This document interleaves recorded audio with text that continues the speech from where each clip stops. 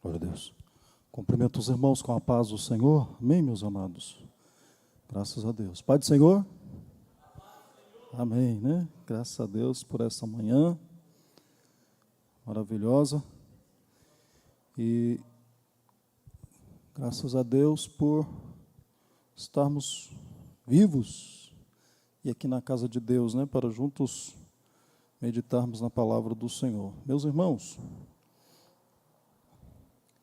nós vamos dar, então, continuação a esse trimestre, né? Hoje a lição de número 6, a importância do cuidado com a espiritualidade e as nossas emoções. Hoje nós vamos ter aqui uma introdução à segunda parte da revista, né? Uma introdução, porque hoje uma introdução a temas específicos que vai tratar a partir de agora, de temas relacionados com a psicologia, com esse lado de entender a mente do homem, né? De entender. Então, hoje é uma introdução a isso. Então, a Bíblia vai destacar aqui, a revista, nessa manhã, a importância, né, do cuidado com a espiritualidade e emoções. Uma introdução para nós termos ideia de o quanto que é importante essa área para todos nós, né? Então, esse é o nosso tema de hoje. A base que nós vamos estar estudando sobre esse tema é o texto base, o maior, mais forte que eles vão destacar aqui na revista nossa, é sobre esse tema do versículo sobre Caim. E nós vamos, então, tentar fazer ligação entre esse espiritual e essas emoções. Vamos ver aí o tópico primeiro, você que tem a sua revista. O tópico primeiro vai falar, então, dessa conexão da espiritualidade e emoções. Você que tem a sua revista aí, né, o tópico primeiro diz que a espiritualidade é uma bênção de Deus para a nossa vida. De tal maneira, eu e você, que somos servos de Deus, sabemos o tanto que o espiritual para nós é importante. Aqui a revista, nesse primeiro tópico, vai destacar que quando nós estávamos lá no Éden, representado por Adão, né? Adão estava no Éden, e Adão tinha uma boa espiritualidade e comunhão com Deus. O que acontece ali no Éden, quando Adão tem essa comunhão e espiritualidade com Deus? Nós vemos que Adão tem todas as suas faculdades, né? Adão tem todo o seu ser, que é o que a revista vai destacar nessa manhã, integralidade do ser humano. Então, quando nós vemos que Adão tinha uma boa espiritualidade, um bom relacionamento com Deus, uma boa comunhão com Deus, ali no Éden, antes do pecado, nós vemos que tudo em Adão e em Eva funcionava bem, né? Todas as faculdades, tudo aquilo que Deus fez, tanto é que o próprio Deus fez a conclusão, né? Ninguém melhor do que Deus de olhar para o ser humano, para a obra que Deus fez. E o que Deus diz em relação à obra que Deus fez? Eis que tudo é muito bom, né? Muito belo, toda a obra que Deus fez ali no Éden. Então, é isso que o primeiro tópico vai destacar aqui para nós. Havia, então, harmonia, né? Havia paz com Deus, havia comunhão ali no Éden, mas a partir do momento que entra o quê? O pecado, né? Nós já temos estudado durante esse trimestre, né, algumas lições. A partir do momento que entra o pecado na raça humana, na vida de Adão, a partir daí, o que acontece? Nós vemos que as faculdades do homem, elas foram todas distorcidas, né? Tudo aquilo que Deus fez, os nossos sentimentos, as nossas emoções, né? A nossa mente, o nosso espiritual foi totalmente morto ali naquele momento, a nossa comunhão com Deus, relacionamento com Deus, porque o pecado separa o homem de Deus. Então, a partir do pecado, todas as dimensões foram atingidas, e com isso, também a saúde emocional. É isso que fala aqui o tópico 3, você que está com a sua revista aí, eu pude aqui fazer uma síntese do que fala para nós essa primeira parte do tópico 3. Aí nós vemos o tópico primeiro, né, da nossa revista. Aí nós vemos agora o tópico 1.1 da nossa revista. Diz assim, o subtítulo aí, 1.1, você que está com a sua revista: áreas espirituais e emocional estão intimamente ligadas. Então a revista vai dizer que o emocional e o espiritual estão ligadas. Por isso que nós precisamos ter o quê? Cuidado em todas as áreas da nossa vida, né? Procurando restaurar toda a saúde global do ser humano. Portanto, irmãos, a espiritualidade rompeu o relacionamento tanto vertical com Deus e o relacionamento com o nosso próximo. É isso que vai dizer para nós aqui o 1.1. Portanto, nós vimos que, conforme você que está com a sua revista aí, já no finalzinho aí do 1.1, conforme as pesquisas recentes, atualmente a literatura psicológica vem enfatizando o tema da espiritualidade como estratégia do enfrentamento dos fenômenos advindos da trajetória da vida humana, no contexto de saúde e doença dos indivíduos. Então, o que é provado aí hoje? Até mesmo em pesquisas simples que se fazem em hospitais. Geralmente, aquelas pessoas que estão em leitos de hospitais, doentes, enfermos, né, aqueles que têm um apego à espiritualidade, a Deus, acreditar e ter fé que Deus pode fazer alguma coisa, geralmente essas pessoas, mesmo ali no hospital, eles têm melhores resultados de cura, de sair daquela situação, do que quem não tem Deus, quem não tem essa esperança, né? Então, a ciência prova tudo isso, é isso que a revista vai falar. Então, a necessidade de uma espiritualidade para ajudar o ser humano nas suas doenças provocadas pela trajetória do ser humano aqui na Terra. Não é verdade? Então, irmãos, 1.2 da nossa lição, todo mundo está acompanhando aí na sua lição, né? 1.2 diz assim: a importância de considerar a totalidade do ser humano. Veja bem, aqui o comentador da revista, né, o comentarista, vai dizer para nós que antes, na igreja, e a gente observa que a própria, durante muitos anos, pouco tempo atrás ainda, se acreditava muito, eu me lembro muito, dos meus pais, dos meus avós, falarem que aquele povo mais antigo acreditava ali, tinha muito medo de assombração, tinha muito medo de mortos, depois que ressuscitasse, depois que morresse, pudesse vir os assombrar. Então, não sei se os irmãos viveram, os mais jovens, os adolescentes que estão aqui, não sabem nem o que é isso que eu estou falando, mas irmãos de minha idade, ou pessoas com mais idades, sabem do que eu estou dizendo. Há pouco tempo atrás, nós tínhamos essa preocupação, e isso era tão forte, que muitas pessoas ficavam alucinados devido a isso. Ontem mesmo, minha esposa comentando, no curso que ela está fazendo, de farmácia, ela dizendo, estudando lá sobre a epilepsia, e antes, a própria igreja, pastor Zé de Moraes, a própria igreja matou muitos epilépticos, ali na Idade Média, por pensar que era demônio. Muitos foram condenados à morte, só porque tinha essa enfermidade de epilepsia, e quando se manifestava,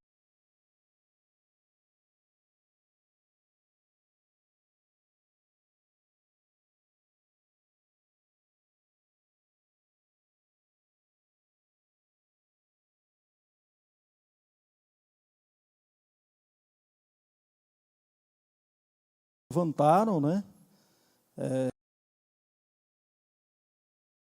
época que se levantaram para defender.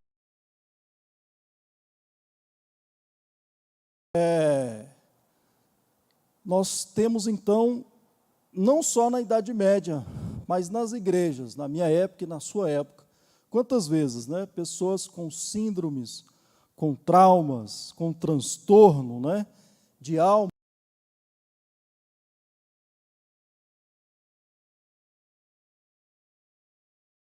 totalidade do ser humano, essas questões emocionais.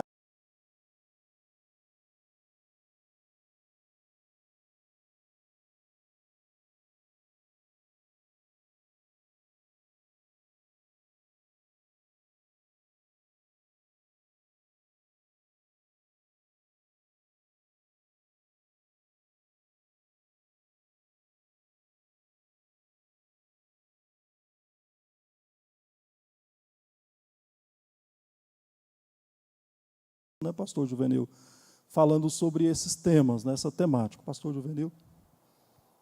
Irmãos, quando eu tinha o comércio meu aí na Praça A, um funcionário meu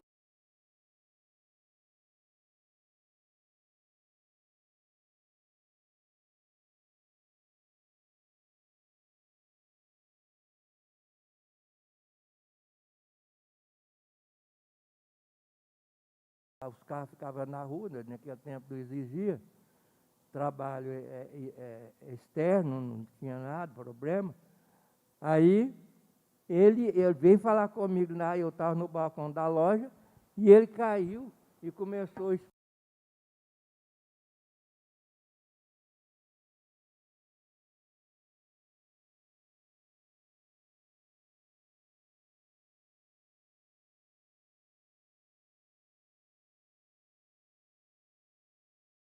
eu quase morri de medo, disse, meu Jesus, onde é que nós estamos? Vai morrer aqui dentro da loja. E aí depois, aí pessoa que já conhecia, colega de trabalho, não sabia, não falou nada para mim, falou, não, pastor, vai dar um tempo aí que ele vai voltar. Eu nem de médico, a gente nem pensou em médico, eu pensei, você vai morrer mesmo. Aí depois levou mais de 1 hora para poder voltar normal. Aí que ele levantou, aí foi conversar comigo, disse, moço, você devia ter explicado para a gente que eu quase que eu morro também. Então é isso aí, irmão, perigoso. É verdade, pastor Juvenil. Por isso, muito importante.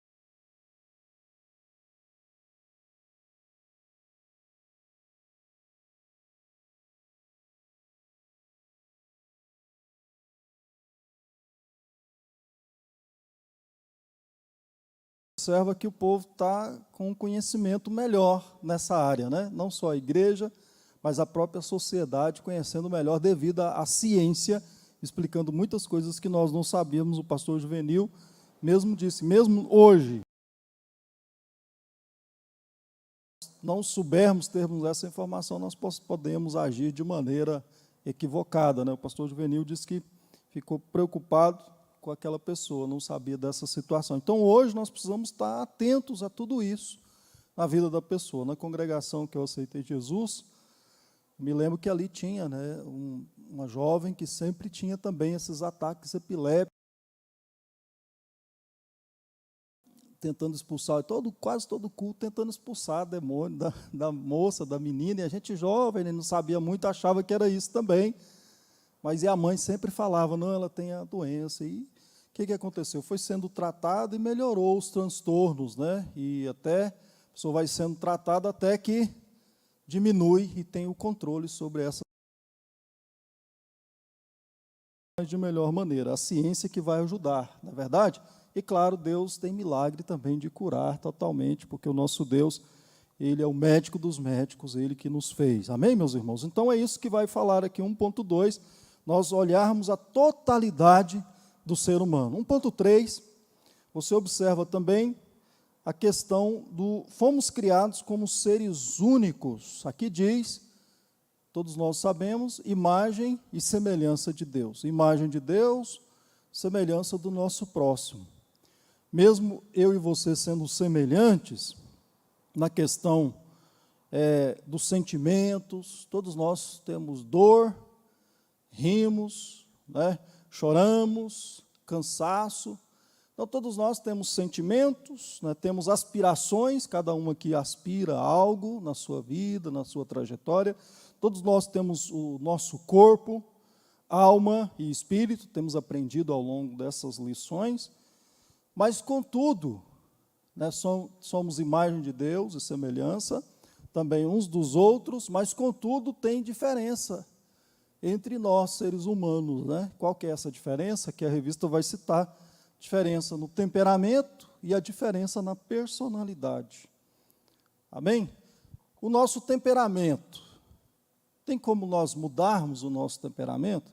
Não, o nosso temperamento nós conseguimos apenas controlá-lo através do quê? Do domínio próprio, que é uma da qualidade do fruto do Espírito Santo. Então, nosso temperamento nós não conseguimos mudá-lo, nós conseguimos controlá-los para obedecer ao Senhor. E a nossa personalidade, essa sim, essa pode ser o quê? Pode ser mudada. Até porque personalidade, ela fala de quê? Ela fala de essa palavra mesmo, ela do grego, né, ela vem do original, significa máscaras, né? Era aquilo que lá na Grécia tinha muito, já começou ali os teatros, né? E ali os personagens, os atores, em cada cena, em cada teatro daquele, eles usavam uma máscara, aquilo ali era a persona. Então, muitas vezes, a personalidade, tem pessoas que, por isso que você vê alguém falando, esse camarada tem duas caras, né, pastor Joel? Muita gente brinca, esse tem duas caras, uma na igreja, outra em casa, né? Mas por isso que essa máscara, essa persona, muitas vezes ela é mutável, essa persona, ela depende de nós sermos moldados, isso fala do nosso, esse caráter que vai sendo transformado, vai fazer com que essa máscara caia e você seja realmente aquilo que você é, aquilo que Deus criou para você ser. Nós não podemos usar máscaras, fazermos teatro, né? Sermos atores. Na verdade, apesar que o ser humano ele faz isso, né? Ele faz isso, ele se torna um ser religioso, ele se torna um ser profissional lá do trabalho, mas nós precisamos fazer com que essas máscaras caiam e nós sejamos nós mesmos, porque o Senhor fez cada um de nós para termos o caráter parecido com o do Senhor Jesus, né? Amém? Qualquer um que quiser partilhar, viu, irmãos? Os irmãos ficam à vontade. Esse é o ponto 1 da nossa lição. Esse é o ponto 1 da nossa lição. Nós vamos para o ponto 2, né? Amém? Ponto 2 da nossa lição. Ponto 2 é a relação entre o espiritual e o emocional, né? Relação entre o espiritual e o emocional. Agora, nesse tópico 2, nós vamos observar aqui que o comentarista ele vai falar de um personagem bíblico. Qual personagem bíblico? Que vai falar não só de um, né, mas de dois personagens bíblicos que são os atores que vai aparecer aqui. Está registrado lá em Gênesis, no capítulo 4, e o versículo 1, né? Gênesis 4, 1.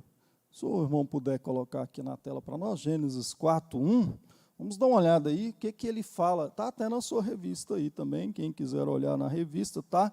Mas o irmão também vai expositar aqui na tela, e nós vamos dar uma olhada nessa passagem. Vamos ver aí o que o comentarista tira aqui desses dois personagens que nos ajuda a entender essa relação entre o espiritual e o emocional. Veja bem, Gênesis 4, versículo 1. A Bíblia diz ali o que no verso 1? Aconteceu, Adão e Eva, sua mulher, conheceu, né? E conheceu Adão a Eva, sua mulher, e ela concebeu e teve Caim, e disse, alcancei do Senhor um varão. Então, a primeira coisa que nós vemos aí, na palavra de Deus, nesse primeiro versículo, é a origem de Caim, né? Nós vemos que Adão e Eva se conheceram um ao outro. Sabemos que a Bíblia, quando usa esse termo conhecer, tiveram relações, né? Relações sexuais, e daí surgiu Caim. Você observa que o nome Caim significa adquirir. O próprio texto, né, no verso 1, que está aí, o próprio texto no verso 1 diz, adquirir um varão do Senhor. E o nome, realmente, hebraico, para Caim, é adquirir, né, um varão com auxílio do Senhor. Eu acho muito importante nós entendermos algumas coisas aqui. Adquirir um varão com auxílio do Senhor. Eva tinha uma promessa de Deus. Qual que era a promessa de Deus lá de Gênesis 3,15? Da semente da mulher nasceria um que pisaria a cabeça da serpente. Nasceu Caim, o que Eva pensou? É esse que vai pisar na cabeça da serpente. Ela me enganou, fez eu pecar, desobedecer o meu Deus. É esse que vai pisar na cabeça da serpente. Então Eva pensou, por isso que ela colocou, quando ela nasceu esse bebê, você observa que o Senhor Deus tinha dito que Eva agora teria filhos, mas todos os filhos que ela tivesse teria o quê? Ela teria de ter dor. Ela sofreu a dor do parto, mas ela se alegrou, porque ela continuava no propósito de Deus. Deus fez a mulher para quê? Deus fez a mulher para que ela continuasse procriando e gerando filhos. O Senhor disse para a mulher, né, crescei e multiplicai, né? O Senhor deu esse mandato para a mulher, para que ela tivesse filhos. Então ela se alegra que mesmo depois de pecar, o Senhor não tirou esse privilégio da mulher, que é de ter uma criança. Então quando ela tem essa criança, mesmo com dores, ela se alegra de continuar no projeto de Deus, de tendo criança. Então ela pensava também que esse seria aquele que pisaria na cabeça da serpente. Por isso a alegria de ter Caim. E outra coisa que você observa nesse primeiro versículo, diz que ela teve essa criança adquirir com auxílio do Senhor. Lá no hebraico você vai entender, adquirir esse varão, porque o Senhor é que deu essa oportunidade para mim. Não foi de mim, foi Ele que me deu. Você observa o que nessa atitude de Adão e Eva? Eles pecaram, comeram da árvore do conhecimento do bem e do mal. Então agora era para dizer, somos independentes. Nós vamos ter criança, nós vamos trabalhar, nós vamos prosseguir, somos independentes de Deus. Mas o que eu acho interessante é que Adão e Eva pecou, mas reconheceu que pecou. E ela disse, agora eu tive um filho, mas eu tive um filho porque a mão do Senhor não se retirou de mim. Significa que Ele me perdoou. Amém, meus irmãos? Amém? Eu acho muito importante isso aí. Mas aí a Bíblia diz no verso 2, né? Depois deu à luz a Abel. Depois que ela teve Caim, ela deu luz a Abel. O nome Abel significa sopro. Passageiro, aquele que passa rápido. E aí nós ficamos sem entender. O nome Caim, ela tinha aquela expectativa de ser aquele que pisaria na cabeça da serpente. Mas vem Abel, ela está tão empolgada com Caim, pensando, vai ser esse que vai pisar na cabeça da serpente. Que vem Abel e ela coloca o nome dele de nada, de vaidade, de sopro. Esse é o que significa o nome Abel. Nada, vaidade, sopro. Parece que o sentimento de Eva era que veio Abel, mas eu já tenho Caim. É de Caim que vem a bênção. Veja que a expectativa, né, sempre da mãe era que era dali que vinha a bênção. Parece que Deus mostrando para nós também, para mim e para você, que não é como eu e você queremos, mas é como Ele quer. Amém, meus irmãos? Não da nossa vontade, do nosso jeito, mas como Ele quer. Então veio Abel, ela colocou esse nome. Aí no verso 2 também vai dizer para nós que os dois tinham uma profissão diferente. Caim era agricultor, Abel era pastor de ovelhas. Eu pergunto para os irmãos, essas duas profissões, está de acordo com o mandato de Deus? Sim, está de acordo com o mandato de Deus, porque Deus tinha mandado para Adão dar nome aos animais, não mandou para Adão? Adão, eu vou criar os animais e vai incumbir a você dar nome aos animais, cuidar deles. Deus não mandou para Adão cuidar dos animais, dar nome aos animais, pastorear animais? Então Abel está sendo pastor de ovelhas, ele está numa profissão que era mandado de Deus. Mas eu te pergunto, e Caim, que era agricultor? Deus também mandou? Mandou. Por que Deus disse para Adão? Você vai cuidar e lavrar a terra. Também era mandato de Deus. As duas profissões, as primeiras que surgiram, foi agricultura e pastoreio. As duas primeiras profissões da existência humana, né? Os dois, então, tinham profissão diferente. Essa é a primeira parte aqui desse texto. Depois nós vemos que ele entra numa outra parte, mesmo no versículo 2, no finalzinho do verso 2, passado certo tempo. Nós não sabemos que tempo era esse. Não sabemos se é porque antes quem oferecia os cultos e oferecia as ofertas era Adão. De repente Adão falou: estou ficando velho, meus filhos, já estou meio sem força. Adão estava ensinando os filhos a oferecer culto, a prestar culto a Deus. E aí de repente Adão falou: essa é uma possibilidade, irmãos, não tem na Bíblia, né? Dizendo para nós que tempo é esse. É uma possibilidade. Qual tempo? Será porque o tempo de Adão acabou de prestar oferta e quem vai ter que agora prestar ofertas para ser aceito a Deus é Caim e é Abel? É um questionamento que nós fazemos. Que tempo era esse? Ou será que ali, já no antigo, será que Deus estipulou um dia de adoração? Aí passou o tempo e de repente, no tempo da adoração, eles chegaram para ofertar a Deus. Não sabemos que tempo era esse, mas o certo é que a Bíblia diz: passado certo tempo, os dois se aproximaram para oferecer uma oferta.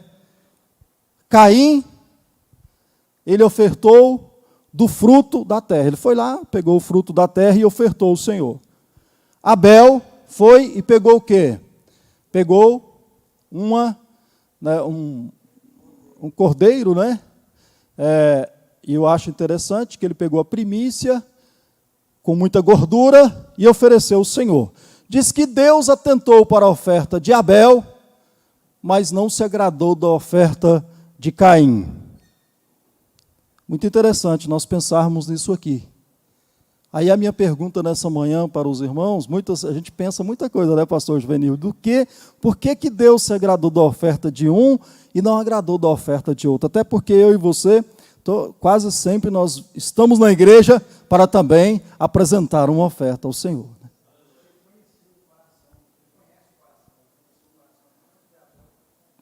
O irmão está dizendo que Deus conhecia o coração tanto de Abel como de Caim. Mas nessa pergunta, irmãos, que eu fiz agora, a gente passa algumas coisas. Passa algumas coisas na nossa mente. Veja que Abel ofereceu um churrasco, uma carne assada, ali para o Senhor. E Caim ofereceu uma salada, pastor Joel? Ofereceu, podemos dizer, uma salada. O irmão está dizendo que foi uma alface estragada. Aí nós ficamos pensando, pastor Aldemiro, o senhor que gosta de ir na churrascaria, imagina o senhor ir numa churrascaria esperando aquelas carnes maravilhosas, deliciosas, de repente chega o cara lá na sua frente, o senhor vai na churrascaria lá e chega o camarada na sua frente com arroz e polenta. Você fica olhando para aquele cara lá, que é o churrasqueiro, você fala: rapaz, eu vou te pegar, eu vou te pegar e eu vou orar para você e pela sua geração inteirinha. Eu estou aqui na churrascaria, você me vem com arroz e polenta. Então, irmãos, nós ficamos pensando, não sei se você já pensou, por que Deus se agradou da oferta de Abel e não se agradou da oferta de Caim? Aí tem vários questionamentos. Nós poderíamos pensar: será que porque de repente Abel já tinha uma visão profética e ele previu que lá no Novo Testamento seria com sacrifício de animal que Deus aceitaria a oferta? Mas isso cai por terra, não é verdade? Porque a gente vê lá no Velho Testamento que tinha ofertas tanto de animais como tinha ofertas de cereais. Isso cai por terra. Essa questão também do churrasco, Deus gostar do churrasco e não gostar da salada, pepino Salomão, pastor? Não gostar disso, também é conversa, porque Deus instituiu no calendário de Israel que sempre teria ali depois da ceifa, depois deles fazer aquela grande colheita, teria festas. Deus gostava da terra sendo produtiva, daquela colheita que se fazia. Então isso também cai por terra. Irmãos, nós poderíamos pensar em N coisas. Eu sei que alguns irmãos estão até levantando a mão, pensando em alguma coisa também, mas nós já vamos entrar o porquê que Deus aceitou a oferta de Abel e não de Caim. Mas eu quero ouvir antes o pastor Toninho.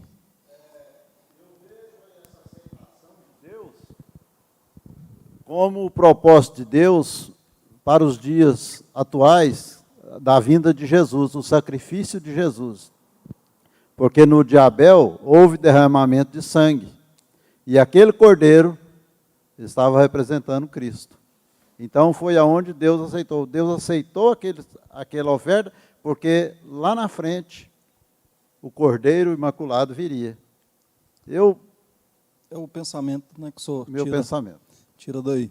Então, veja que a gente pode pensar muitas coisas, né? Essa seria uma visão profética que o pastor Toninho está falando. De repente, Abel previu que lá no Novo Testamento Jesus seria esse cordeiro que seria derramado sangue, uma visão profética, né? Seria isso, irmão? Seria isso? É uma questão de perguntarmos. Mas eu quero com você agora no texto entender o que foi. O próprio texto nos diz, não precisa da gente ir longe, o próprio texto vai dizer para mim e para você o que foi. E eu quero agora, a partir disso, explicar para os irmãos. Meu tempo é pequenininho, mas vou correr aqui. Antes eu quero ouvir também o pastor Alberci. Amém. Glória a Deus. Somando com o que o pastor Toninho falou, lá em Provérbios capítulo 3, versículos 8 e 9, diz assim: honra o Senhor com a tua fazenda e com as primícias da tua renda. Então, quando nós vamos para o texto de Caim, a Bíblia vai dizer que Abel trouxe dos primogênitos, do primeiro, enquanto que a oferta de Caim foi uma oferta, indefinido. Então ele não fez como fez o irmão das primícias. É um dos pontos de aceitação e rejeição, somando com o que o pastor falou. Amém? Amém. Glória a Deus. Então, irmãos, veja, mais um pensamento. Então nós podemos pensar N coisas, na verdade, mas vamos ver no texto o que foi, então, que Deus aceitou essa oferta de Abel e não a de Caim, né? Vamos ver aqui no texto. Diz a Bíblia que, no verso 3, no fim dos tempos, trouxe Caim do fruto da terra uma oferta ao Senhor. Você observa no original, talvez o texto em português não fica muito claro, mas você observa que ele trouxe do fruto da terra uma oferta ao Senhor. Você observa que nem é destacado que oferta era essa, do fruto da terra. E se ele teve um trabalho, né, com isso, amém? Você observa que ele trouxe do fruto da terra, foi lá como se fosse pegar uma oferta comum. Foi lá e pegou uma oferta comum, uma oferta qualquer, e falou, vou levar isso aqui. Irmãos, parece que dá a ideia daquele que pensa assim, bom, isso aqui é para doar para a igreja mesmo? Pastor Bercy, é para doar para a igreja mesmo? E está esse feijãozinho aqui, que não cozinha de jeito nenhum, eu comprei, mas essa marca é ruim demais desse feijão, né? Lá no Arroz Cristal, eu não sei nem se tem mais, né? Se alguém trabalhou lá, só viu aquele feijão bandinha, né? Feijãozinho duro, mas gostoso, né, irmão? Gostoso. O meu cunhado, o pastor Carlos, esposo da pastora Sueli, ele trabalhava lá e ele de vez em quando trazia desse feijão que o Arroz Cristal doava lá para os funcionários. Ele era duro para cozinhar, demorava, mas depois também ficava até gostoso, né? Então, mas a ideia que eu quero trazer para os irmãos é que, de repente, tem alguma coisa lá na nossa casa, e fala, isso aqui não está custando muita coisa mesmo e tal, e é importante, tem gente que precisa, eu vou doar para a igreja. Então, a ideia da oferta de Caim foi nesse sentido. E você vê no verso 4, que a própria palavra de Deus, olha só o que diz a minha versão, Abel, por sua vez, olha o que a Bíblia destaca, no próprio texto bíblico, Abel, no verso 4, por sua vez, quer dizer, diferente de Caim, trouxe das primícias do seu rebanho. Então aqui você observa que ele teve um certo trabalho. Sabe, aquela oferta que você prepara lá durante um ano e está engordando ela, né, pastor? Aquela oferta que você, no caso de Caim, ele poderia de repente plantar algo lá e falar, nossa, isso aqui vai ficar bom, vai ficar gostoso, eu vou preparar. A Bíblia poderia destacar isso aqui também na vida de Caim. Mas não, ele pegou o que dava e trouxe, e apresentou. Abel não, das primícias, significa que do primeiro, do melhor. Tanto é que o texto vai destacar ainda do seu rebanho e da gordura deste. Veja bem que a gordura, algo que Abel estava preparando há muito tempo, dedicando ao Senhor. Então, irmãos, o próprio texto vai revelar para nós, né, o verso 5, né, então, agradou-se o Senhor de Abel e da sua oferta, ao passo que de Caim da sua oferta não se agradou. Né, então, você observa que no próprio versículo, não precisa da gente ir longe, né, mas você observa qual que é a diferença do nosso culto. Já que nós estamos falando de culto, eu e você somos cristãos, estamos no século 21, e nós sempre viemos a Deus aqui para prestar o nosso culto, não é verdade? Como que nós temos que prestar o nosso culto? A Bíblia diz que nós precisamos prestar o nosso culto racional.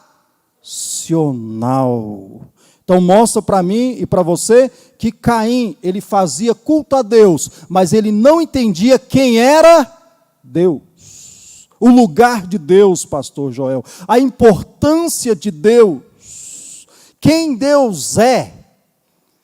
Então Caim, ele foi lá, é como se ele fosse para a igreja e falou, não, deixa eu ir lá bater o ponto, né, para as pessoas me verem. Ele era religioso, ele era religioso, gostava de estar na igreja, gostava dos assuntos, de ouvir as palavras, gostava de estar no culto, quem sabe cantar e tocar, quem sabe pregar, né, ele gostava disso, mas só que ele fazia isso para o Senhor sem entendimento. Sabe, aquele crente que vem na igreja, mas ele não procura ter entendimento da palavra.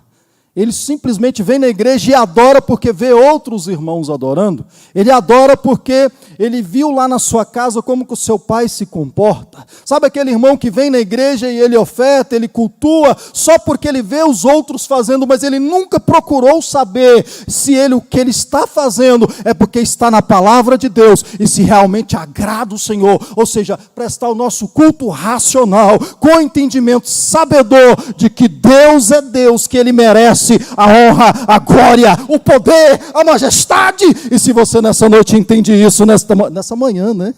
Se você entende isso nesta manhã, levante a tua mão e diga: Deus, eu te louvo, Pai, pela oportunidade de estar na tua casa, não só pela manhã, mas à noite você vai estar aqui com todas as suas forças, com todo o seu melhor, com todo o seu vigor, dizendo: só o Senhor é Deus na minha vida. Amém, meus amados? Amém. Glória a Deus, esse é o nosso Deus, esse é o nosso Senhor. Que Deus nos abençoe, irmãos. Eu queria até gastar mais um tempinho com você aqui, mas eu preciso resumir aqui. Amados, então, aí a Bíblia vai falar para nós que a partir daí, no próprio verso 5, qual foi o sentimento? Nós estamos tratando aqui a relação entre o espiritual e o emocional. O espiritual é quando você tem comunhão com Deus, entende Deus, está vindo adorar a Deus, ofertar a sua oferta porque você tem entendimento.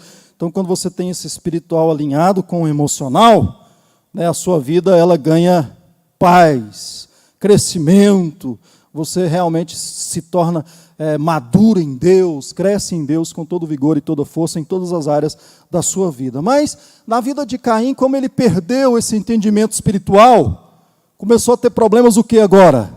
Emocionais. O verso 5 diz agora que irou-se Caim sobremaneira, de tal forma que caiu-lhe o semblante. Todo mundo percebe quando o outro cai o semblante, não percebe, pastora Gersi? Parece que a face toda ela desfalece, não é, pastor Joel? A gente fica recaído assim. Não tem jeito, né, pastora Gersi, de negar quando cai o semblante. Mas o que eu louvo a Deus é que Deus ele é tão misericordioso que Deus, você observa que Deus vem atrás de Caim, quantas vezes? 4 vezes. Deus vem atrás de Caim, querendo restaurar Caim, querendo colocar ele na posição espiritual. O que ele tinha perdido era o espiritual. Comunhão com Deus, pastor Joel, o mais importante. Espiritual, a comunhão com Deus, e Deus vem querendo resgatar isso. E Deus vem então perguntando para Caim. Qual que é a pergunta que Deus faz para Caim? Cadê os irmãos? Está aí na Bíblia, não está? Verso 6, né? Cadê o verso 6 no telão? Por que iraste? Por que descaiu o seu semblante? Essa é a primeira vez que o Senhor vem perguntando para ele. Significa que Deus viu a maneira que ele estava. Eu e você também, quando estamos mal espiritualmente, Deus usa as palavras, Deus quer falar com você na oração, e Ele está perguntando para mim e para você: meu filho, por que você está triste? Por que você está assim?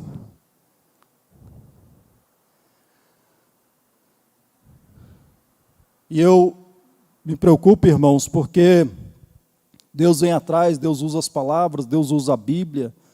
Ele se preocupa se nós estamos descaídos, pastor Joel. Se nós estamos mal, estamos tristes, Deus se preocupa. E Ele vem e pergunta: por que você está assim? Só que a resposta de Caim, ela é terrível. Ela é uma resposta de justiça própria, é uma resposta que ele não estava arrependido, pastor Joel, de oferecer aquela oferta da maneira que ele estava oferecendo. Pelo contrário, qual que é a posição de Caim, que é a posição de muitos crentes hoje? O Senhor foi injusto comigo. Eu não merecia do Senhor tratar eu como o Senhor me tratou. Eu não merecia que aquele irmão me fizesse isso. Eu não merecia que aquela liderança fizesse isso comigo. Eu não merecia que o pastor Walter falasse assim comigo. Eu não merecia que o fulano falasse, que as coisas acontecessem assim. O Senhor foi injusto, Deus. Por isso é que eu estou triste. Ai, meus irmãos, mas Deus ainda misericordioso, né, no verso 7, cadê? Está passando aí, no verso 7, Deus ainda na segunda vez, ele fala, né, para Caim, se fizeres bem, não haverá aceitação para ti, se não fizeres bem, o pecado jaz à porta, e para ti será o teu desejo, e sobre ele te dominarás. O que o Senhor está querendo dizer com isso para Caim? Meu filho, você está triste, mas isso que te aconteceu é para você aprender. Arrependa da sua maneira, como você está se portando, se arrependa. Porque se você arrepender, terá o quê? Salvação para ti. Arrepender significava o quê, irmãos? Entender Deus, ofertar para Deus a partir de agora, de melhor forma. Senhor, eu trouxe o fruto de qualquer maneira, então agora, o que eu sei fazer é a terra. Mas o Senhor é mais importante do que a terra para mim. Então agora eu vou fazer melhor, eu vou cultuar melhor. É reconhecer, arrependimento. Qual que é o segredo na minha e na sua vida? Hoje, como cristão, nós erramos como Caim, irmãos. Todos. Não adianta alguém falar aqui que não é um Caim. Eu sou Caim toda hora. Em mim, a Bíblia diz, irai-vos e não pequeis. Caim está virado. Eu iro toda hora.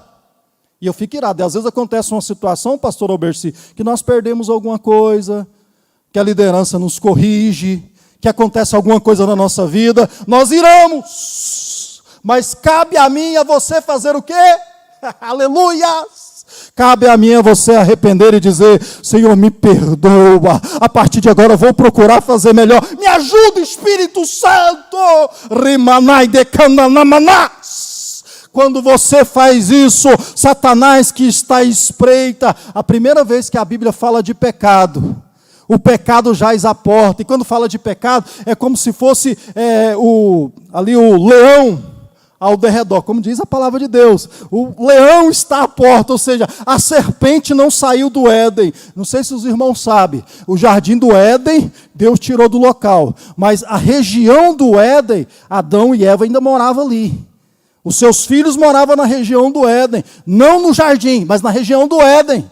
Então observe, que agora, a serpente não foi embora, mas ela falou, eu fiz o primeiro homem cair, eles se arrependeram, mas vou pegar o segundo homem, e a serpente estava à porta para pegar o segundo homem. Caim não se arrependeu como fez Adão e Eva, seus pais.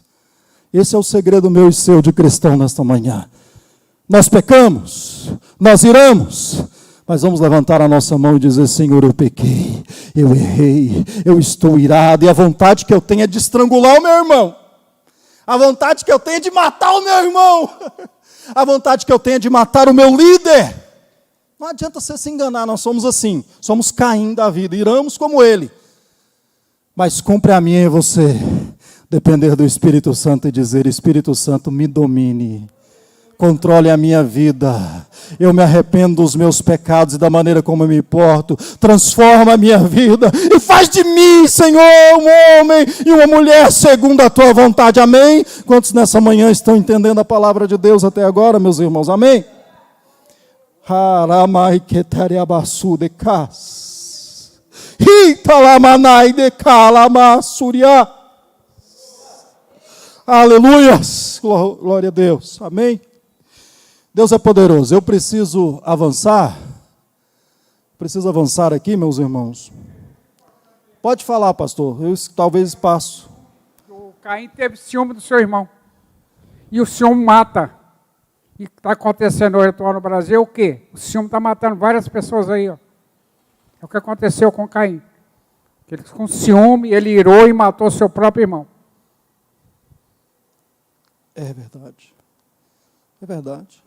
Hoje matar, na época, Caim fez isso físico. Hoje matar, como que as pessoas matam, pastor Joel? Saindo da igreja. Quando você sai, porque na verdade, o matar físico representou o quê? Eu vou resumir, seria bem detalhado se eu fosse aqui nesse assunto com os irmãos, mas o matar físico significa deixar a comunhão com Deus e com o seu irmão. Caim não cresceu com o seu irmão o tempo todo tendo comunhão com o seu irmão? Os dois brincando, os dois gozando, cultuando a Deus junto com seu pai e sua mãe. Matar Abel. Veja que a punição de Deus para Caim, de 3 maneiras, mas a pior delas foi o quê? E Caim, então, nunca mais viu a presença de Deus, foi afastado da presença de Deus. Isso significa sair da região do Éden. Caim agora foi perambular e andar sobre a terra. Amém? Então, muitas pessoas, ao ser feridos e não praticar o perdão, nós somos espirituais, para que o nosso emocional, que é a ira, a raiva, o rancor, a falta de perdão, é isso que cura pessoas emocionalmente. Marido e mulher separam-se. O que é essa falta de... Quando Caim mata Abel, significa deixou a comunhão com Deus e com o irmão. Significa muitos casais estouram, iram, um joga a culpa no outro. Durante a caminhada, pastor Joel, vai dizendo que perdoa. Mas o que é perdão? O que é o perdão de Deus? A Bíblia diz que Deus nos perdoa e dos nossos pecados não se lembra mais. Pastor Zé de Moraes, eu te pergunto, Deus tem amnésia? Deus esquece? Deus não esquece. Deus não tem amnésia. Então, quando eu e você perdoamos, não significa que nós vamos esquecer, não significa que vai entrar uma amnésia na nossa cabeça. Não vai, mas só que significa, pastor Joel, que quando nós lembramos da nossa esposa, ou a esposa lembra do marido e os dois se perdoam, nunca mais um joga na cara do outro. Você lembra quando nós era jovem? Você fez isso e isso comigo? Na hora da briga e joga novamente na cara. O que significa? Não perdoou. É por isso que vai montando uma coisa, outra coisa, e dá problemas emocionais, doenças emocionais. Por quê? Porque não perdoou. E a Bíblia diz, se nós não perdoar uns aos outros os seus pecados, também o nosso Pai não nos perdoará. O que melhor explica isso para nós é a parábola do credor incompassivo, lá de Mateus 18. A Bíblia diz que teve um homem que foi perdoado nos seus pecados, a sua dívida, né, diz ali. Qual que era o tamanho da dívida? Eu vi alguns estudiosos fazendo pesquisa sobre isso, diz que representava 150 mil anos de um trabalhador daquela época, que ganhava, um trabalhador normal ganhava 1 denário por dia, pastor Joel. Então representava 150 mil anos, dever 10 mil denários, pastor Aldemiro. Representava 150 mil anos de trabalho de um trabalhador normal. Pergunto para os irmãos, essa dívida tem como pagar? Tem, irmãos? 150 mil anos? Quem que vive aqui 150 mil anos? Hã? Não tem. Mas Deus perdoou. Aí veio aquele outro que devia apenas 100 denários. Era quantos dias de trabalho? 100 dias de trabalho. Dá para pagar, pastor Zé de Moraes? 100 dias de trabalho? Dá, não dá? Às vezes você não vai pagar a pessoa de uma vez, mas você fala, me dá um tempo aí, né, pastor Juvenil? Dá um tempo aí que eu vou trabalhar e vou pagar os 100 denários que eu te devo. Vou parcelar, eu vou pagar você aos pouquinhos. Dá para pagar. E ele não quis, aquele que foi perdoado essa dívida grandiosa, não quis perdoar o seu conservo que devia para ele 100 denários. Aí o Senhor falou, tampouco eu, que tinha te perdoado, não te perdoarei mais. Pelo contrário, você será lançado na prisão e os verdugos ficarão o quê? Te atormentando. O que significa, irmãos? Significa que eu e você, quando não perdoamos o nosso irmão, a nossa irmã, o nosso cônjuge, o nosso pai, o nosso irmão de igreja, os nossos amigos do trabalho, quando eu e você não perdoamos, aquela pessoa que você não perdoa, ele vai estar com você quanto tempo? 24 horas por dia. Você senta para tomar café e você está lembrando daquela pessoa que você magoou, que você não perdoou. Você sai de férias, não, eu vou sair de férias, eu vou descansar. Lá nas férias, você está deitado lá, quem sabe, na rede, e você está pensando, nossa, não perdoei o irmão, não perdoei a irmã. Você vai fazer um lanche, você senta para lanchar, pensa, agora eu vou comer um lanche gostoso. Você pensa no irmão, ele está 24 horas te atormentando. Por quê? Porque você não perdoou. É como, irmãos, tomar um remédio que seria um veneno para morrer. Todo dia você vai e toma um pouquinho. Quem não perdoa, qual que é o resultado? Lá na frente, casamento vai acabar, relações de pais e filhos vai acabar, você na igreja, a sua comunhão com Deus, a sua comunhão com os irmãos. Amém? É isso que Caim fez ao matar Abel. É isso que representa para nós fazendo uma atualização. Amém? Eu vou parar por aqui, eu queria falar mais de Caim, não dá? Vou entrar no tópico 3. Nós vimos as consequências desequilibradas de Caim. Nós vamos entrar no tópico 3. A importância do ajuste emocional. Quem pode ler aí o 3, aí, essa partezinha aí do 3? Você que tem revista.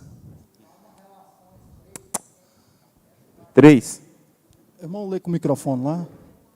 Ou então você traz para ele aqui, né? Ele vai trazer para o senhor.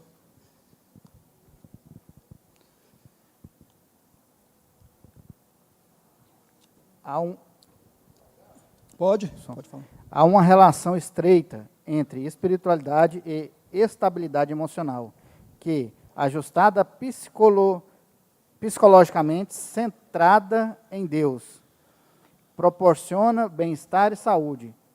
Falta de ajuste emocional atrapalha nosso relacionamento com Deus e com o próximo. Amém? Então vocês viram aí o que aconteceu na vida de Caim, tem acontecido na vida de muitos cristãos, né, pastor Joel? Tido o seu relacionamento com Deus e com o próximo totalmente destruído, totalmente equivocado, não tendo esse ajuste emocional. Aí a revista vai trazer para nós, pelo menos 3 pontos desse ajuste emocional, que é muito importante. Primeiro, ela vai dizer no 3.1, a alegria é um remédio poderoso. Quem sabe aqui, dos irmãos que estão nessa manhã, que é obrigação, é um imperativo para mim e para você ser alegre. Quem sabe disso? Todo mundo, né? Todo mundo sabe que é uma obrigação para crente ser alegre. Está lá em Filipenses 4, verso 4. Na versão revista e corrigida. Amém, cara de Caim.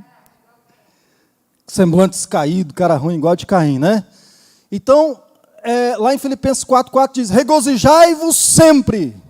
Regozijai-vos. Isso é um imperativo, não é dando uma opção para nós, é um imperativo de Paulo. Noutra tradução, na revista atualizada, diz, alegrai-vos sempre. Alegrai-vos, amém? É um imperativo, crente tem que ser alegre, é um imperativo do Senhor, amém? Por ser um imperativo na minha e na sua vida, por que é um imperativo? É um imperativo porque a Bíblia diz que um dos resultados da salvação é alegria e paz no Espírito Santo. Então, o crente é alegre ou não é? Aquele que foi salvo tem que ser alegre, né, pastor Juvenil? Porque um dos resultados da salvação é justiça, alegria e paz, né, no Espírito Santo. Esses 3. Um dos resultados é a alegria. E não é só isso. Qual que é uma das qualidades do fruto do Espírito Santo? Que é amor, gozo, né? Que gozo é alegria. Amor, alegria, paz. Então, uma das qualidades do fruto do Espírito Santo é alegria. Amém, irmãos? Mas nós temos que alegrar só quando as coisas estão bem.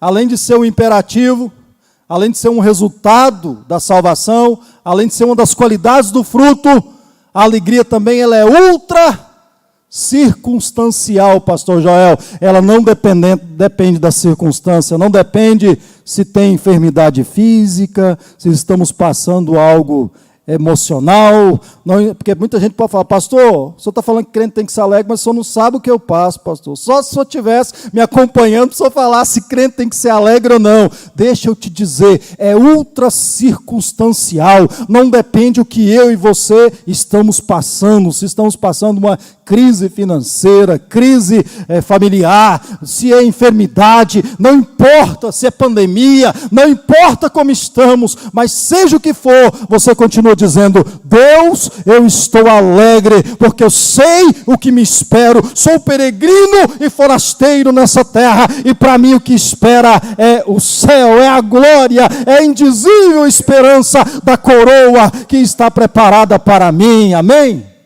Glória a Deus. Pastor Joel, você quer dar um comentário? Cadê o microfone? Ele vai trazer para você. O senhor falando aí, eu me lembrei de um moço que tem lá na minha região e me deu muito trabalho. Todas as vezes que eu ia conversar com ele falava dos irmãos, brigava com a esposa, mas esses tempos atrás, ele caiu numa situação que ele saiu um pouquinho e bebeu muito. Chegou em casa carregado e ficou com muita vergonha, e a solução foi voltar para Jesus. Quando ele volta para Jesus, agora ele não tem aquela cara ruim mais não.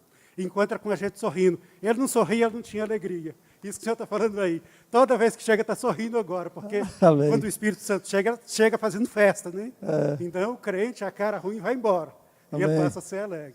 Mas é gostoso demais, né? A gente está junto com as pessoas, irmãos, e aquela pessoa sempre alegre, sorrindo, feliz da vida. Você fala, gente, deve estar tudo meio maravilha, deve estar com bilhões de dólares na conta, deve estar tudo bem na família. Não é não, irmãos. Talvez não tem dinheiro nenhum, está devendo tudo, talvez tudo está estragado, mas ele sabe que o seu Redentor vive, amém? Pode estar como Jó, mas o Redentor dele está vivo, amém, meus irmãos? Glória a Deus, né? Então nós não dependemos das circunstâncias da vida, porque uma das coisas que vem para tirar a nossa alegria é a circunstância da vida, pastor Demiro.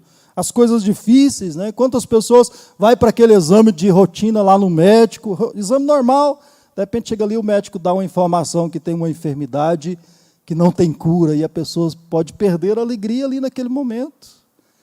Ou quantas pessoas que talvez investiram, né, no trabalho, muitos anos, ganhou dinheiro, juntou dinheiro, comprou patrimônios, e de repente, por uma decisão errada sua, você perde ali os seus patrimônios. De repente, a pessoa também pode se entristecer por causa disso. Ou quem sabe, você que tem filha ou filho, e você cuidou dele o tempo todo para ele casar, se dar bem, ele ficou na igreja, mas de repente ele casa, e casa com uma pessoa que é totalmente ignorante, rude, e de repente o seu filho que você cuidou com carinho, ele termina num tribunal, separando, divorciando, termina em depressão, termina numa angústia. Isso pode tirar a alegria da pessoa. Ou quem sabe você que está casado há 5, 10, 15, 20, 30 anos, de repente, né, você que investiu no seu casamento, você que está casado há muito tempo, numa alegria, os dois dizendo que se amam, de repente um chega no outro e fala assim, não dá mais, não vamos continuar, e de repente acaba aquele casamento de vários anos. Isso também, pastor Joel, pode tirar a alegria da pessoa. Mas nessa noite, nessa manhã, quero dizer para os irmãos que a nossa alegria não depende de nenhuma circunstância que eu e você possamos estar vivendo, mas depende de estarmos fixos no Senhor. Mas é só a circunstância, irmãos? Às vezes também pessoas tiram a nossa alegria, pastor Juvenil. E é o que mais tira, são pessoas, palavras, pessoas que nos desanimam. Você começa a fazer um curso, a pessoa só tem palavra de te colocar para baixo, te desanimar. Pessoas que te ferem na caminhada, seus líderes. E deixa eu te dizer uma coisa, aquele que nos ama, ele nos ama e ele precisa nos confrontar. Porque quem não ama, deixa você fazer o que você quiser. Você vai fazendo coisa errada, ele não te ama, fala nem aí, que ele se estrumbique lá na frente e a vida o ensine. Mas quem te ama, que é o seu líder, ele vê você fazendo coisa errada, e ele pega e ele te chama a atenção. Ele diz assim, não é por aí, não é esse o caminho. É porque ele te ama, ele é seu amigo. Mas muitas vezes eu e você não entendemos aquelas pessoas que nos amam, que nos corrigem, e aí nós pensamos que ele está contra nós. E não perdoamos, e não entendemos.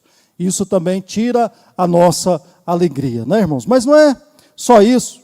Eu preciso aqui ir para o final. O que mais que tira a alegria? Preocupação com o dinheiro.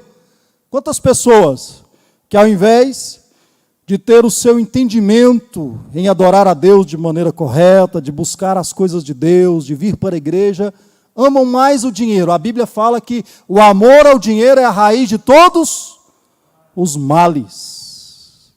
Então tem muita gente que não tem feito do dinheiro, né, apenas um bem para si, mas ele tem feito do dinheiro um Deus na sua vida. Caim também, os irmãos sabiam que Caim, ele deixou Deus em segundo plano, e o que ele coloca em primeiro plano? A terra.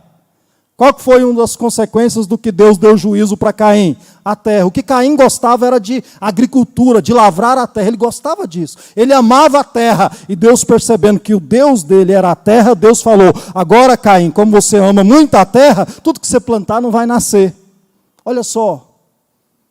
Então tem gente que fica fazendo do seu Deus o dinheiro, e tem esquecido de adorar aquele que é o Rei dos Reis, Senhor dos Senhores. E é se você adorar a este, é que você vai ser bem sucedido na vida, meu irmão.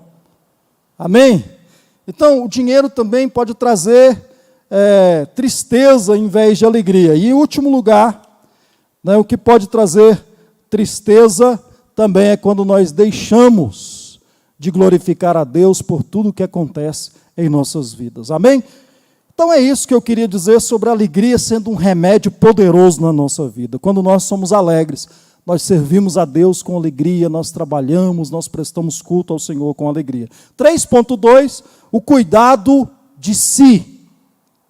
Aqui o comentarista vai citar Timóteo. Timóteo, eu e você sabemos que Timóteo ele teve uma boa base espiritual, sim ou não? Sim, né? Ele teve uma base familiar, porque ele aprendeu da sua avó e da sua mãe, Lloyd e Eunice, teve uma base familiar. Ele teve uma base de amizade e uma base de discipulador. Quem foi o seu discipulador e a amizade no seu ministério e na sua vida? O apóstolo Paulo. Então ele teve essa base. E, em terceiro lugar, nós vemos que Timóteo também, ele teve o quê?